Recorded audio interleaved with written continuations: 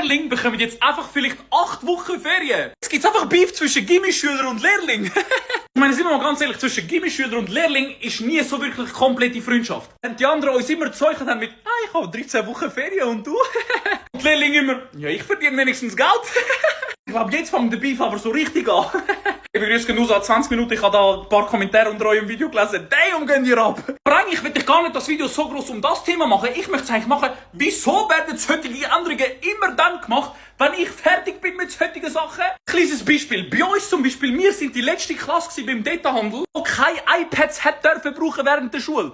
Kaum sind wir aus der Lehre raus. Ja, benutzen iPhones, iPads. Man, fuck! So immer ein Jahr zu spät, hä? Oder aber auch, ich weiss nicht, ob ihr die noch kennt von früher, die Projektoren, die hast du so anschreiben unten beim Projektor und dann hat es vorne bei der Wandtafel angezeigt. 2 Jahre später haben wir wirklich herausgefunden, dass sie einen Projektor dort installiert haben. Ja, super! Solche Sachen wirklich immer dann, wenn ich fertig bin, hä?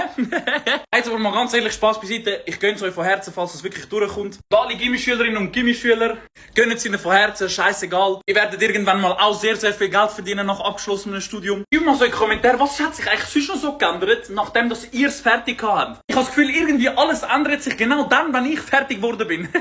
Ich schwöre, ich bin glaube nicht der Einzige mit dem Gedanken.